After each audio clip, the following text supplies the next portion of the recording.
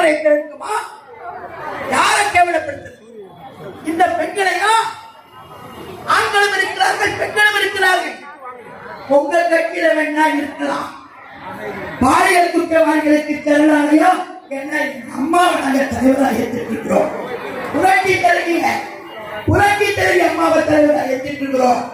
நான் தயவு செய்து கேட்க விரும்புகிறேன். புரட்சி தலைவி அம்மா அவர்களை தலைவராக ஏற்றுக் கொண்டிருந்த இவ்வளவு பேருக்கு பாலியல் குற்றவாளிகளுக்கு சரணாலயம் என்று சொல்லி சிவசங்கர் என்ற மந்திரியை உடனடியாக தாய் மந்திரி பதவியில் அகற்ற வேண்டும். அதிமுக மகளிர் அணியினர் தொடர்ந்து போராடிக் கொண்டே இருப்போம். அந்த எடப்பாடியார் பெண்களை பார்த்து, இந்த கட்சியில் இருக்கிற பெண்களை பார்த்து, ஆண்களை பார்த்து